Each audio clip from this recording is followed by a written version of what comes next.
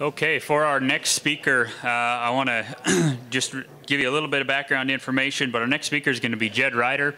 He's from Alexander, North Dakota. And interestingly enough, Jed and I actually first got to know each other back in college. And it's kind of interesting how sometimes things come around again and kind of come full circle, because it was at a workshop just like this a year or two ago that Jed attended, and we got to visiting and finding out some of the challenges and some of the opportunities that he's had ranching right kind of in the heart of oil country. And he's been so gracious to come today and share with us some of those challenges and opportunities. Along with his wife Melissa and their 3 sons, like I said, they ranch 14 miles north of Alexander. They utilize rotational grazing, have a small farming operation, primarily cow-calf. Although I think they're pretty open to anything that provides opportunity as it comes along. At least in the one trip that I've made to their place, I was not only amazed at the amount of busyness and activity that goes on just in that part of the state, but how that has vastly changed how you ranch, or at least how you might look at ranching. So with that, I want to introduce Jed. And Jed, by the way, right as we were finishing up lunch here, my 3-year-old daughter asked who was going to sing next. So you're on.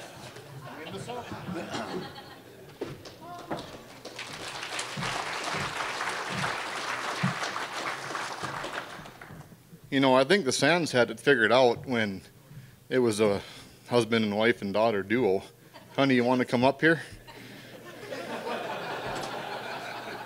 Please? So here's the deal. I'm going to talk about grazing and the oil field. And last night I had the honor of being at the North Dakota Grazing Lands Coalition banquet, talking to some guys that have done this way longer than me.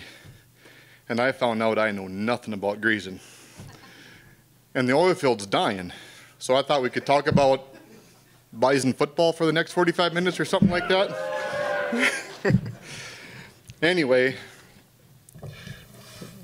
I really struggled putting this presentation together. I didn't really know what to talk about. Well, I did, but mostly what I wanted to talk about would be pretty R-rated. So to organize and present something that I could relate to everybody in this room was kind of tough. So kind of what the challenges are conservation, stewardship, change and growth, kind of stuff we all deal with out, you know, anywhere you are. And so with that, if it gets a little bit too R-rated, honey, just let me know. So why am I doing this? Where I live, geez, good thing I'm not deer hunting. It's right about there or so.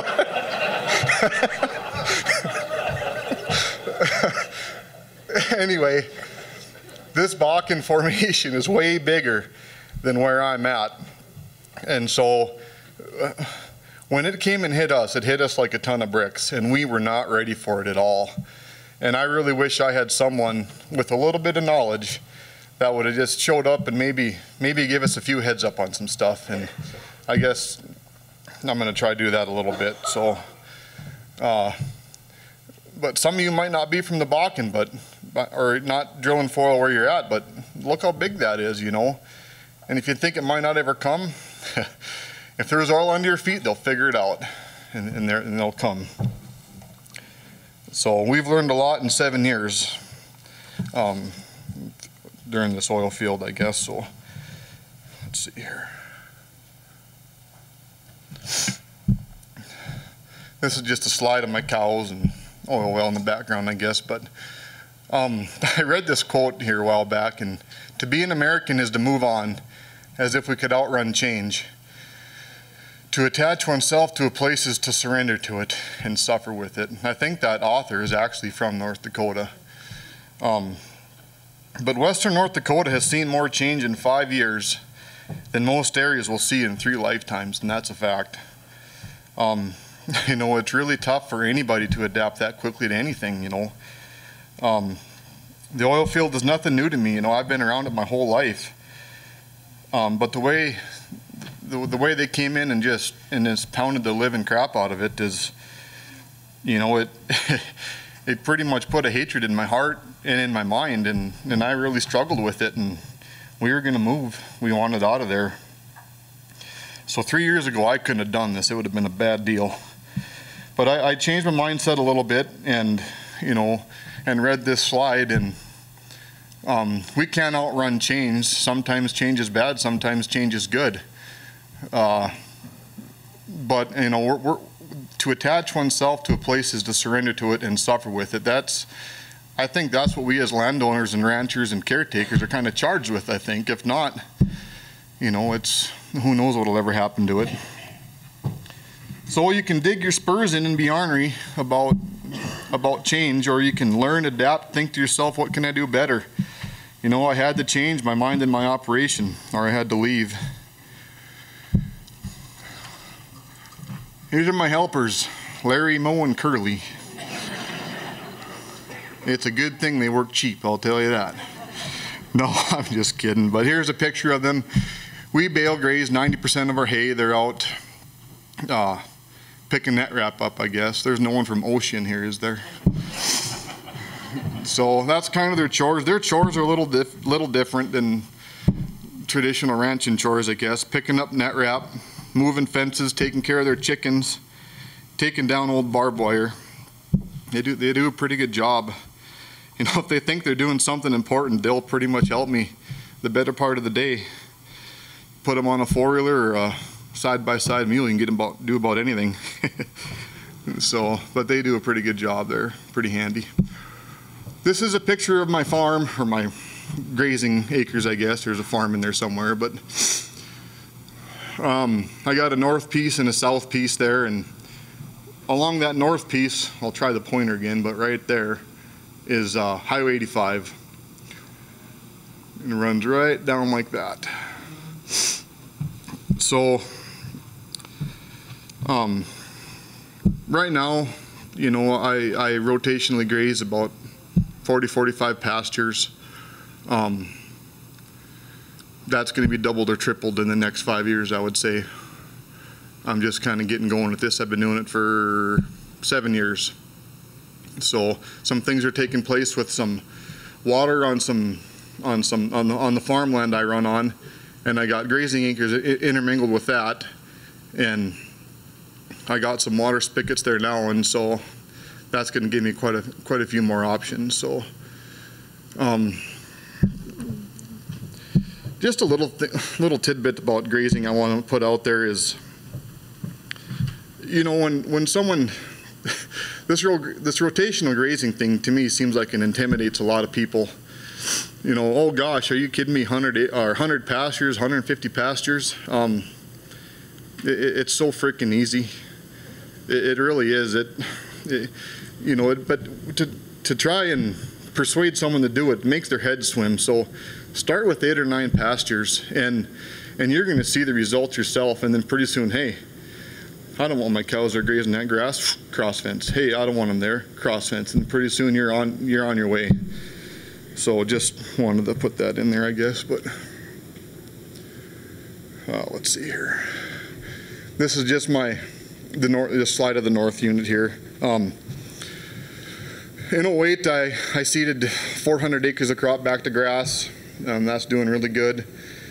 This is pretty much just intermingled with introduced native and native rangeland, and I've got the introduced fenced up pretty good. Now I'm onto the rangeland. I've got the okay from the landlord to go in there and do something with that. The new water access is coming down there. It's going to allow me with more cover crop and bale grazing options, so I'm pretty excited about that.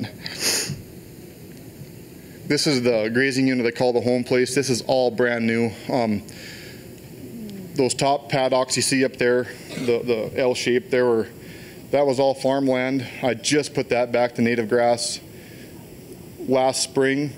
The blue line comes through there. That's all water pipeline that was done just this fall. And then the stuff in the lower right-hand corner is was hayland that I put back 3 years ago. I wanted to put it to pastures, but they didn't really think of taking cropland out of crop to put it to pasture, so I put it to hay.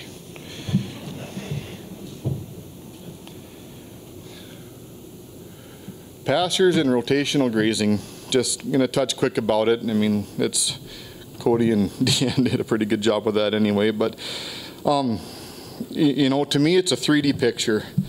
It is absolutely vital to the sustainability and profitability of my ranch.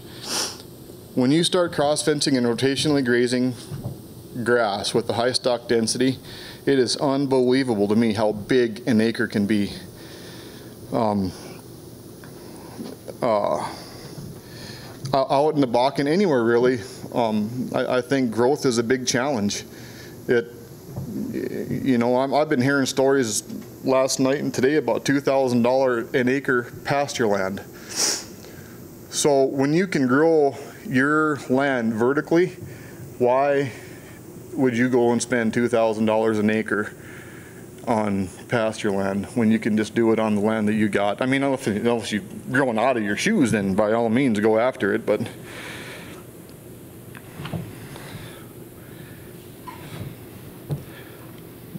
it's the cheapest land you'll ever buy, in my opinion. Let's see here. I wanted to have a little fun with this one. It actually didn't work that good because I didn't find many slides that were that amusing. So I put some on there anyway.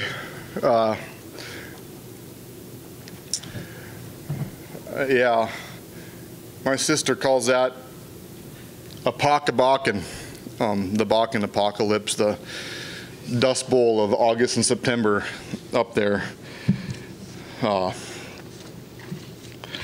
That's what it looks like, not only on the road, but in your pastures as well. You can go out there and kick grass like that 2 miles from any road and choke. That's what it's like. Oh yeah, you might be from the Bakken if you need headlights in the middle of the day. There. I calve in June, which means I breed in late August and September. I think this is a real issue with conception. Don't really know what I'm going to do about it. I've actually thought about going back to April calving. Maybe grazing some cover crop, doing something like that to get them on something a little bit lusher and hopefully even out the dust a little bit, but it's a big problem. If you need a sign letting people know that your yard isn't an oil well. So if that doesn't work, boom, there you go. That's what you got to do. You can see right there in the corner he had no trucks turnabout. He letting people know where the turnabout was so they didn't come in his yard and turn around. It didn't matter. Them semis would come in there and tear his grass up and turn around anyway. And so this is a good one here. Who needs a barn?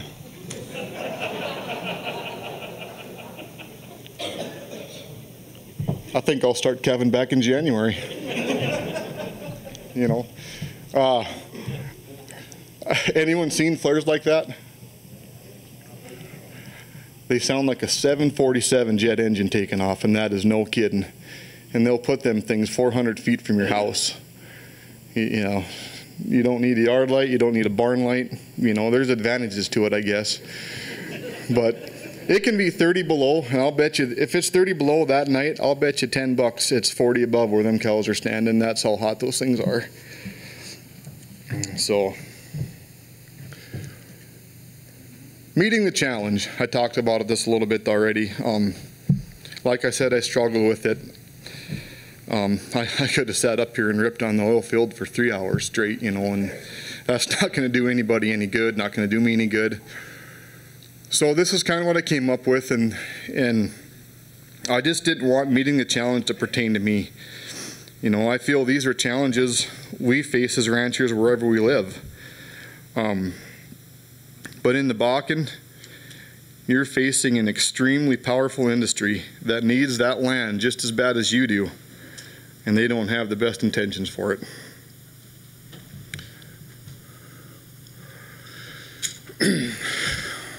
When I started making some changes, this was my top priority. Staying off Highway 85. 12 to 18,000 vehicles per day on a 2-lane road. Depending on who you talk to the state of North Dakota, there's 8,000 vehicles on there, 6,000. You talk to the little counters on the road, there's pushing 20,000. So, but you know, I really can't get over that amount of vehicles. Who would ever thought that? But to get on the highway, you wait and wait and wait. Anyone ever waited for 2 minutes to get on the road? Try 15, 17, 20 minutes with a load of hay or a grain drill or a hay cutter, whatever, you know. And when you do get on, like with the pickup, you better move because everybody else is. So for me, this is it. There are no other roads to get from point A to point B. On those other two, my landslides, there was a mile of cropland in between those two units, those grazing units. And it's too rough to get. I mean, you can four-wheeler it or whatever, but it's kind of a bugger. When there's cropping, you can't. So that is it. There's no other gravel roads. There's that road and the river. And I'm thinking really strongly about using the river. People tell me, oh, it's not that bad. I've been on 85. Well, most people you talk to, they leave Williston and go to Watford or go to Balefield or go to Dickinson. It's the on and off, the on and off, the on and off is what really, really wears on a guy. You know, 6 months, you're like, oh, gripes, and then 5 years later, it's pretty tough. You know, it is absolutely no joke dangerous. The amount of people getting killed in that road is remarkable. And I don't want to sit and talk about that, but my wife's like, move on. When you see people driving down the road in a 120,000-pound truck doing this, and I'm telling you, you see it all the time. And then now you're sitting in a pickup thinking to yourself, waiting to make a left-hand turn. And you will sit and wait to make a left-hand turn. Wait for 100 vehicles, 20 vehicles, however long it takes. Now you're thinking about that semi coming up behind you, doing this. Waiting to shove 100,000 pounds right up your nose. And it happens all the time. So anyway, moving on. Oh. There's just a picture. That's the approach I wait at to get on the land in the background, some of the stuff I run on. Let's talk about something a little bit more cool. Bale grazing, we've touched on it already today, but not only is it, I mean, it's a no-brainer for me. You know, it keeps me off the highway, number one. Eliminates 7 to 8 steps in the feeding process and keeps the nutrients in the field. Just another slide. This is my dog eating something he shouldn't be right there. Wasted hay are a pretty sight. Bale grazing to me is really getting redundant. I really think it's by far the best way to feed hay.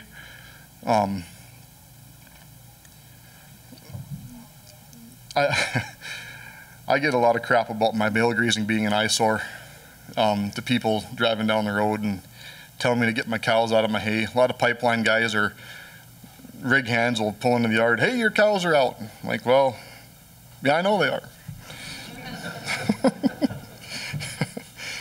I don't ever tell them what I'm really doing because it's you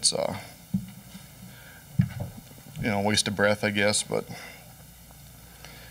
like I am getting sick of explaining the soil health and economic benefits as to why I bale graze.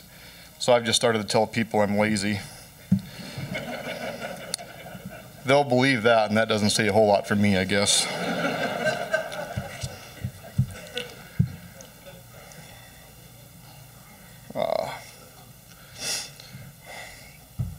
Winter grazing on stockpiled forage. This is another way I feed my cows in the wintertime. Most of my stockpiled forage is native. I still like to graze it during the growing season. Flash graze it or just, you know, lightly graze it. It seems to keep it quite a bit more lush for the winter grazing.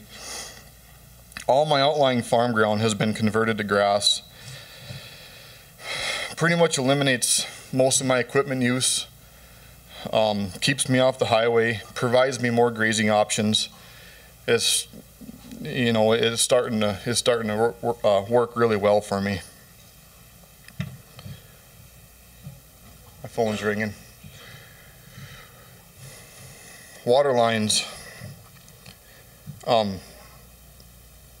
This is what makes the last two slides possible for me. Water lines have benefited my ranch more than anything. It allows me to bale graze in the fields where the bales were made. Before, when I bale grazed,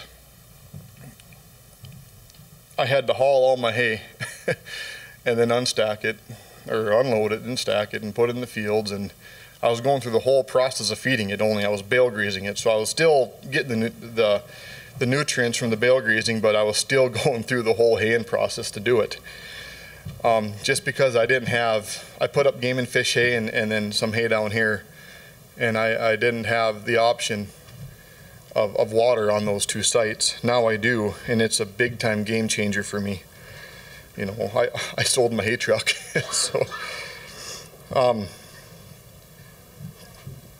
this water tank is a meticulously engineered water tank site that the McKenzie County Grazing or Soil Conservation set up for me on an equip project. Anyone believe that? No, that's all me. They didn't do that. I told Lloyd Alvager I was going to throw him under the bus on this one. So, but anyway, my cows were down here grazing, stockpiled forage. They were kind of running out, and so I put them over onto the bale grazing. And before, I never had the option of water. They were walking to a spring, and I started noticing my cows go just downhill, and so I decided they probably weren't getting enough water to mix that, to help them digest that hay they were eating. This water line was just put in this fall. In fact, it was just before the freeze up, and I was able to come down here, set this water tank up, and, you know, kind of a shotgun deal, but it's working really well. I'm not going to leave it like that, but but yeah, it works pretty good. So if I hadn't been able to do that, my cows would have had to come home. I would have had to haul the hay home, and this worked out really well. So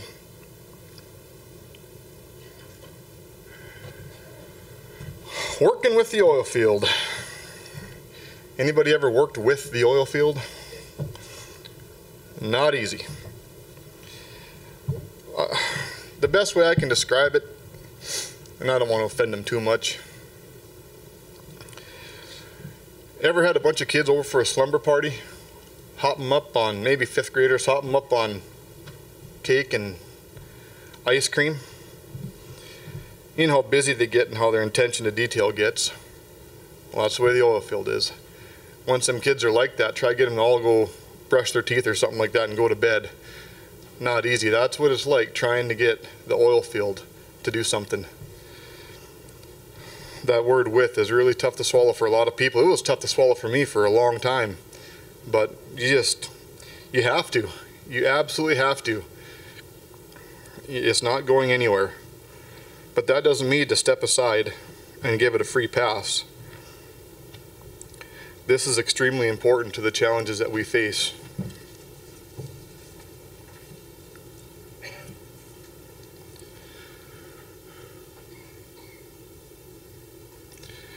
I'm going to talk mostly about pipelines. Pipelines cover the most land, and this is where you have the most negotiating power, and it requires the most stewardship. Your stewardship responsibilities for pipelines start in your contract.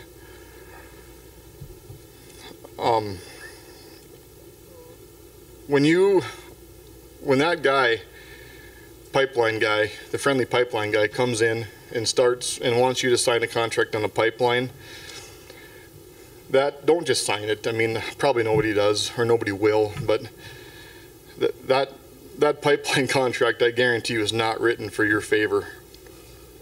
So just some quick things I want to talk about, what to take out of there. I don't want to tell people what to do and negotiate and stuff like that, but maybe just some pointers. There's a clause in there called the confidentiality clause. Take that out. What the confidentiality clause does is it prevents your neighbor from telling you how much he got for his easement. So if you call your neighbor up and your neighbor spouts off, well, I got X amount of dollars for when they come across me, that is a breach of his contract, and they can pull it and then go ahead and put that pipeline in. You can take that right on out of there, and then you can call, then you can network with people and figure out how you want to go about dealing with your easement, get some advice and stuff. But number of pipelines per easement.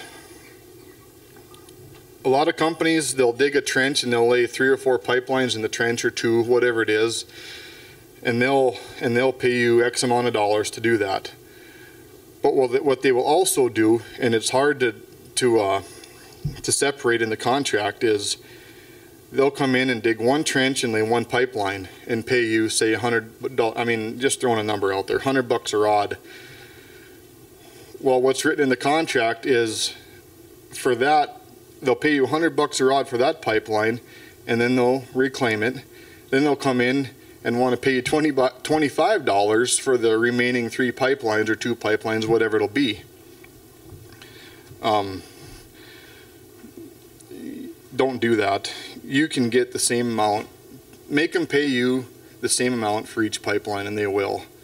But it won't be written that way. And they'll tell you that they won't do that, but they will. As built. Make them put in there as built, which means if they're going to pipe across a section of land on a map, which is a mile, so they're going to pay you, however many rods are in a mile. If you put in there as built, because there's terrain in that mile, especially in western North Dakota, make them measure that line as built, and you're going to gain, in some places a couple thousand more feet, another half mile of feet. So make them do that. Termination clause, this is a big one, I think. You get your easement back if the pipeline is not used in X amount of years. So if they put a pipeline and the oil field goes bust and they don't want to pump oil, put this termination clause in there. So if it is not used in 1 or 2, however many years you want to negotiate, you get your easement back, or else that oil field or that pipeline company can sit on your easement for forever. So that's pretty important. Just some other little things. I know some guys, they fine them for garbage, fine them for pin flags, $100 fine for laths out there, $100 fine for pin flags. Every pin flag they find, $100. And so it works pretty good. I think I didn't have to do it on mine. I'd have let 1 pipeline come across me, but I didn't have to do it on mine. The outfit that came across me was pretty good. But so another guy, some guys spend so much time negotiating with the oil field on pipelines or whatever, they're starting to charge the oil companies per hour to come and talk to them. I kid you not, some guys, my neighbor sometimes can spend 6 to 8 hours a day dealing with oil pipeline companies. And then I heard some guys up by Ross, North Dakota are actually charging $100 an hour, come with cash. I'm open from 8 to 10 or 10 to noon. Yeah. I think it's a pretty good idea. But just remember, you can't be too big of a, someday you might want something from them someday too. So there's that working with the oil field again, So, getting the stewardship, grass establishment, and I got this is a pipeline. This pipeline is 4 years old, and that's what it looks like. So grass establishment, and I got establishment capitalized because that's what it means, established, not seeded. So when you write your contract, right, you will come in and establish the grass on this pipeline, not just seed the grass on this pipeline. Because if they say, oh, I'm just gonna, you know, if you put in there just seeded, that's all they'll do. They'll come in and seed it and they're gone. And good luck getting them back. If you put in there established, then you got them. You can get them back and say, hey, look at here, pound your contract. It'll take some doing, but you got the right to get them back there and establish it. Select for the proper grass type. I've seen so many pipelines go through native rangeland seeded with alfalfa and brome right through people's pastures, and that's what they'll seed. And if you do not designate what you want seeded, that's what they'll put in there, because that's what's the cheapest. Unless that's what you want, then that's your option, I guess. But proper digging and backfilling. I've seen some pipelines pile the clay and the topsoil right in the same pile. You know, make them put the topsoil on one side, clay on the other, and backfill the clay first and the topsoil second. Trench compaction, make them do a 3-stage pack. If you don't, you're going to be bouncing over pipelines forever. We bounce over pipelines all the time, and you really got to hold them to it. You got to say, well, you're never going to put another pipeline across me unless it gets fixed, and it still doesn't get fixed. So 3-stage pack, and that's what I had them do on mine, and there is not a single sinkhole on the whole place. It looks pretty good.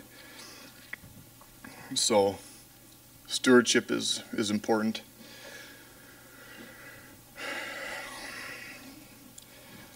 I took this picture because it's one of the rare few spots that has no trace of the oil industry. This is in some pasture I rent. I was out there investigating one day, and I saw a bunch of pin flags heading straight down that draw. And went and found the construction feller, and he said that, well, we're going to put a pipeline right down that draw.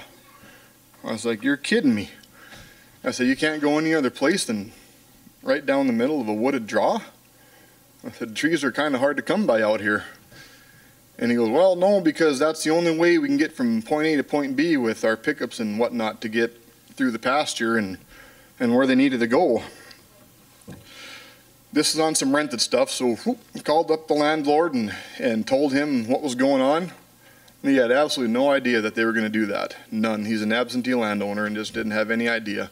And I'm not bashing the landowner. This guy is very good to rent land from. But so he told the pipeline company to hey, whatever Jed says, you guys do. And they didn't have to because the contract was already written. But they came back to me, and I got them to bore that. I got them to go around and bore the trench right underneath that. So props to them for doing that. They didn't have to, and they did it. So you work with them, they'll work with you on a lot of occasions. Being a dink when you're on rented land is not going to get you very far. So unless they want something.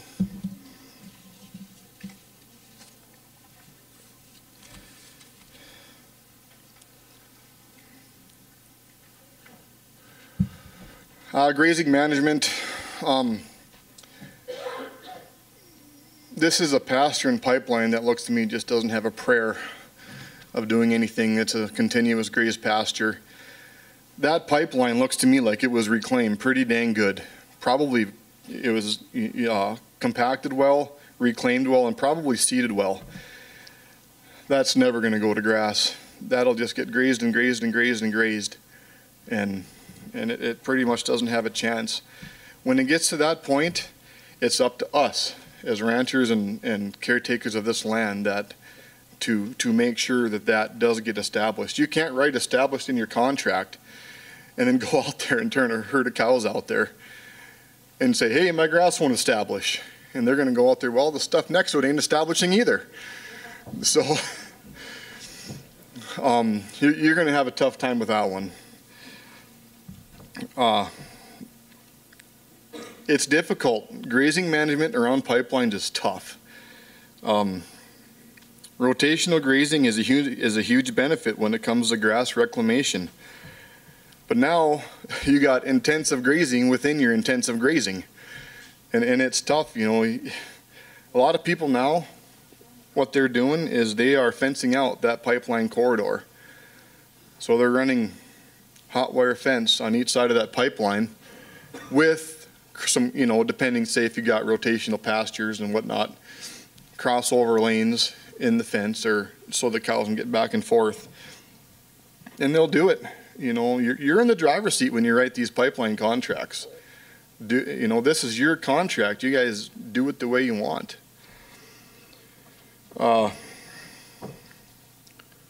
Next. 3 mines at work here. This is a pipeline that went through a feller's pasture down by Watford City. So the pipeline's got their pipeline laid out, and that rancher's got a water line out there somewhere. And that pipeline company wants to cut his water line because they don't know where it's at. So they're just saying, well, we'll just dig through it and cut her up. And the rancher's like, no, you're not. So that's what they're doing. They're out there trying to figure out where that water line is. But the main reason I put this slide on there, look at that road. That is almost a paved highway going right through your ranch. A lot of compaction is rarely negotiated in contracts. That land is going to be altered for years. You know, they take semis and track hoes and dozers and pickups and everything on that ground, and that's one thing a lot of people don't think about when negotiating damages is the compaction that they'll see for years on their land, and I think that's something we should all think about.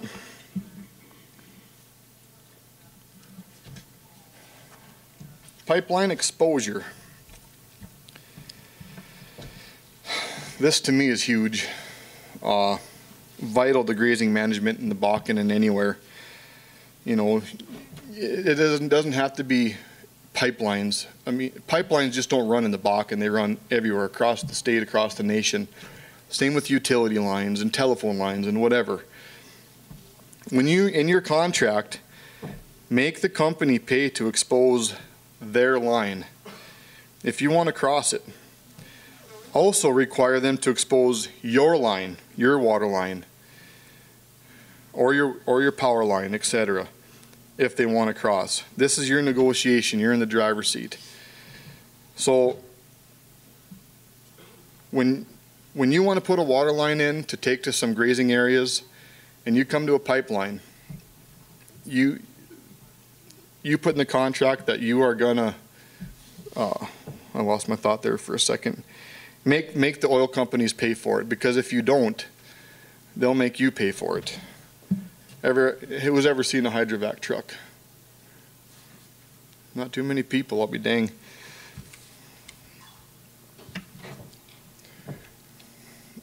This is what they'll come out with now to expose your lines. It's basically that big arm that comes down there is a big vacuum. There's an F5 tornado in that, is what they told me. And they'll sit with a pressure washer. You guys know what pressure washer does to dirt when you blow in it. Cut a hole pretty quick. Well, then that hose sucks her all up, and 45 minutes to an hour, your line's exposed. That's $400 an hour. When they came out and did my pipeline, when I run my water lines, I had to cross 6 pipelines. They found the one company, they were fine. They said, and this wasn't in the contract or anything, but they said, no, we'll pay for it. The other company says, nope, it's on you. So when the first company came out, that was the company that was going to pay for the Hydrovac. And well, they found the first 3 lines in 45 minutes apiece. So figure $400 a line. Well, I thought, well, shoot, that's no big deal. I said, thinking if the other pipeline company doesn't want to pay, I can probably handle that, you know. Well, the next line they couldn't find. They were out there for 10 hours looking for that line. Now $400 turned into $4,000. And you're not going to negotiate your way out of that one. You know, that's going to be on you. So it's really important to put that in there.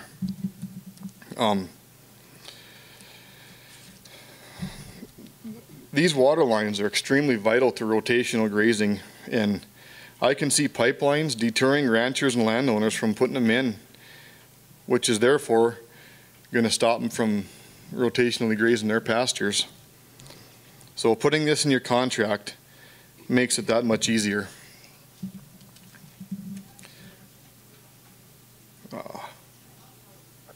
This is another picture of the Hydrovac. That's what the hole looks like. And down there you can see that pipeline. Before, he had to go out there. When I did my pipeline project 7 years ago up where I live, we did it all with backhoes, and it's tough. You got to have the pipeline guy out there with his little probe, and you're digging around for it with a backhoe, and a lot of those lines are poly and pretty easy to bust. We did bust one actually. The trencher, they didn't mark it, and he plowed right through it and blew a hole in the ground. Big hole in the ground. A lot of pressure. But anyway, they come in and do this, and it's a pretty slick deal. I think it's a way better deal than backhoeing it. But when I was picturing the Hydrovac hole, I was picturing a mess. I thought there'd be a hole out there big enough to drive my pickup into, but that's not the case at all. So it's a pretty slick deal.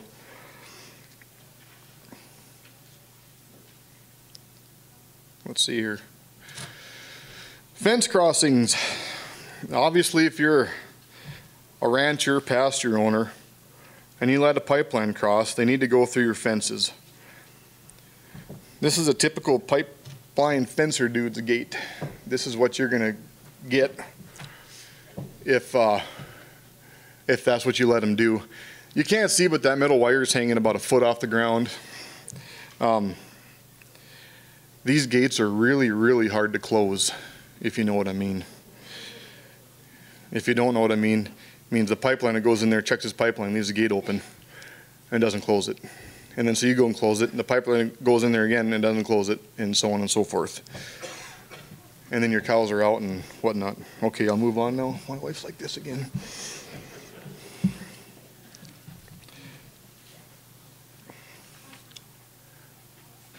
Come on. This is what you can negotiate. 2 steel posts and a steel swinging gate, steel double gate, whatever you want, cattle guard, you name it, you know. Way better deal to me, you know, and they'll put them in. You know, they're pretty good about putting stuff like that in. But sometimes these gates are kind of hard to shut too. Talk a little bit about freshwater pipelines. Fracking, big deal out there. Everyone probably knows that. But it used to be a real circus show getting water to these oil sites from wherever you're getting them, potholes, dams, probably someone's kitchen sink faucet for the kind of money they get paid for water out there. But now they're putting in major infrastructure and a lot of underground lines, just like pipelines, just like oil and gas lines. They're putting in a lot of underground water lines that go to oil sites. So they want to come across you, and they'll pay you easements and everything just like that, but they'll also give you water taps with no meter on them. Pretty good deal, pretty good benefit, and they know that.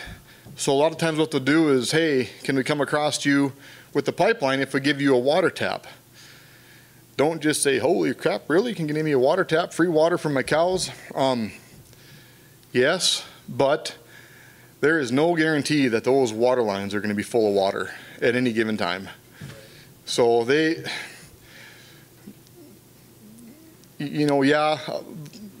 is on some rented ground. This particular water tap here does not have any water to it. The other one does. There's a hydrant, and I do got a water tap there, and it does have water in it. For how long? Who knows?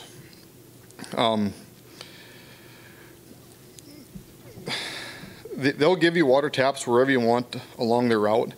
And the one thing about these companies, they will take water tap or these water lines to where it's probably not cost effective for the rancher.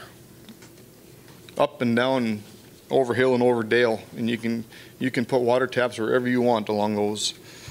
So it's something to think about. Don't just, like I said, don't just do the water tap. Get paid for it too. So I'm gonna just talk a little bit about oil pad leases. I've never negotiated one of these. I know a lot of people that have. There's not a whole lot you can do. Whether you have minerals or not, they're coming. They're going to put an oil on your land, whether you want to or not. If you can't come to an agreement, what they do is 20-day you, which means you have 20 days to comply, or here they come and then you're in court and fighting. I know 3 guys that, oh gosh, they're still negotiating on oil pads from 3 years ago and nothing's done. So it's a losing battle. What you can do is, along the same lines as pipelines, plant trees around the sites, make them reclaim it properly, make them seed grass, or if you're on a farm, make them get topsoil so you can farm it. If you don't, they will not do it. There's so many mounds out there sitting 20 feet high full of kochia, and unless it's in your contract for a timely manner, they're not going to do it.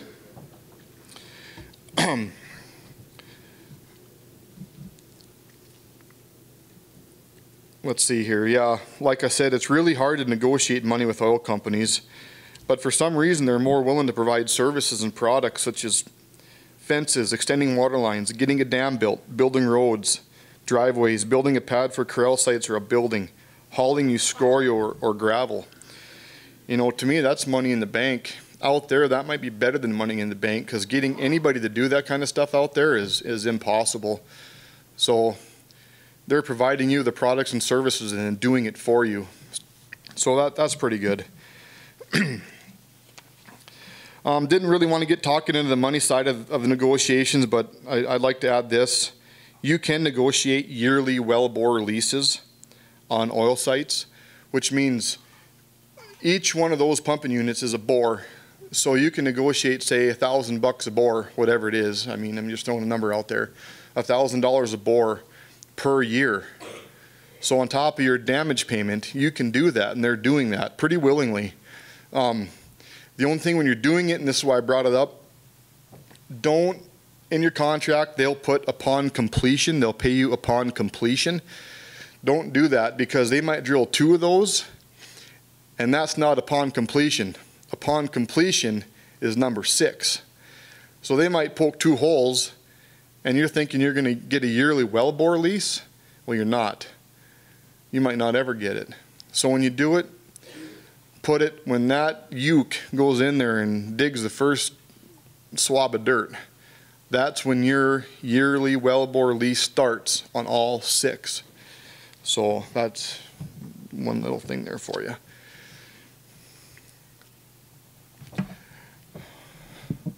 Okay, I'm going to get a little dramatic here. And on the 8th day, God looked down on his planned paradise and said, "I need a caretaker." So God made a farmer. It's the best Super Bowl commercial I've ever seen.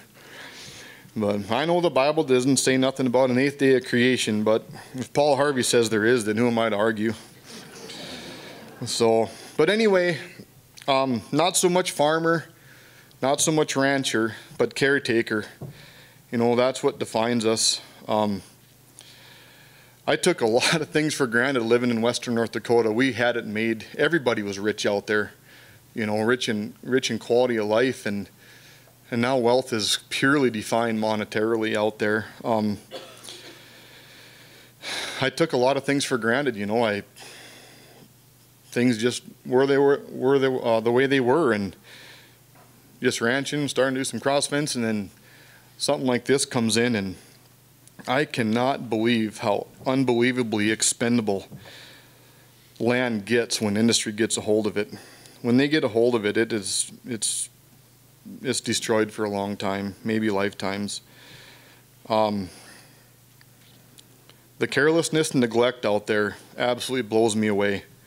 It is up to us as caretakers to take care of this land, no matter what the challenge. I got more, but I'm going to quit there.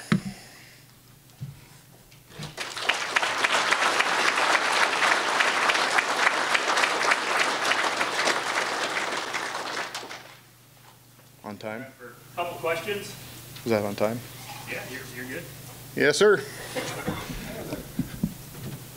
Opportunities I had to travel out there about 3 years ago when I went to Watford City and watched my grandson play at a hockey tournament there. About the flares that you were talking about, I drove in during the day and I noticed them, but when I really noticed them was when I left that night. And you get down in the hills and there's no darkness. It's just kind of like flickering just continually.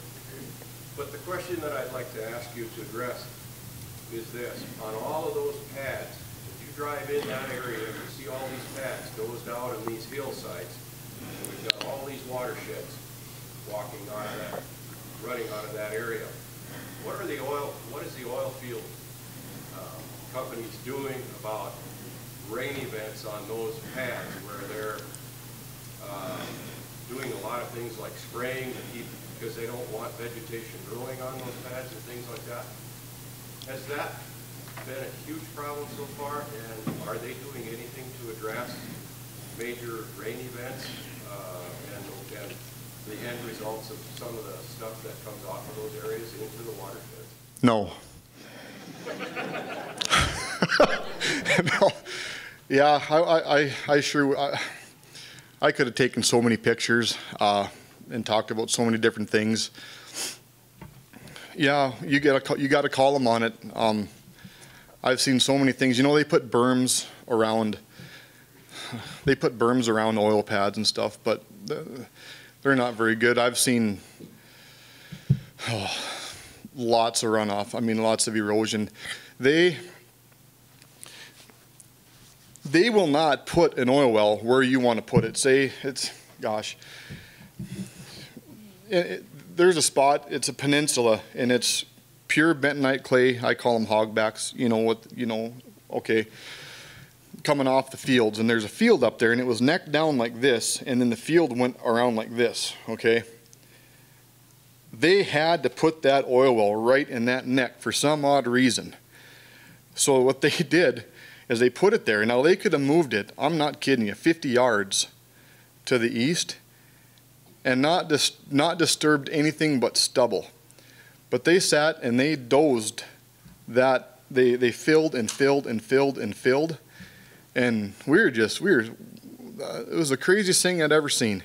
And so we called the Industrial Commission on, and they came out, and about that time, and it was an oil company that obviously that was doing it, and we had talked to them first, and they said, well, yeah, it's, this is just for the site, and we'll reclaim what they did sometime. And I was like, there's no way you can reclaim that. That is impossible to reclaim. Never. You'll never reclaim that the way it looked again. And so the Industrial Commissioner came out there. He says, oh God, I'm going to make them reclaim that. They're going to do this, they're going to do that, they're going to do this. Oh, good deal, They decided, the oil company then decided that wasn't necessary. See what they were trying to do? They were trying to build that neck up so they could fit all the wells in that one spot. And all they had to do was move it 50 yards that way, and they wouldn't have had to backfill anything or filled anything. Anyway, yep, this Industrial Commissioner had it figured out. Not Helms, it's just a local guy. And well, 4 days later, comes to us and says, well, that's going to be kind of hard to reclaim, and I guess we're really not going to be able to do anything with that. So it's just going to have to be the way it is. And so that's the kind of help you get out there. If there isn't people holding them accountable, it is no hold barred. I'll tell you that. And a lot of guys, they're giving up. Oh, it's coming anyway. Can't do anything about it. So just. And so it's kind of tough to watch sometimes. That work? Close enough, sorry. One more question. there. What about the water quality in the pipeline to cattle? Do you have any control of what water they're in? Here, repeat that. What was it again? So the water quality that you're going to send in the pipeline to your cattle, do you monitor it? He wants to know about the water quality in the water pipelines that my cattle would drink. Do I have any control over that? I don't. It's pumped out of the river, and they don't, everyone knows about the chemicals and stuff they put in frac sand and stuff. That's not put in down at the pump site. That's put in on the rig location. So it's pure river water. I mean, you can drive down to the pumps and there's nothing else down there. It's just a pump with pipes going up to, they're starting to dig big settling ponds everywhere, 100-foot by 300-foot ponds all over place. They pump up to those with the great big lines, and then they go with laterals off that to oil wells and stuff like that. They'll pay to do that if you want a great big pond 15 feet deep on your property. They look for people to do that too. But no, I'm pretty sure, as far as I know, it's pure river water that they're using now. So. Okay, That's we it. are to stay on schedule. We better keep moving. But let's give Jed another round of applause.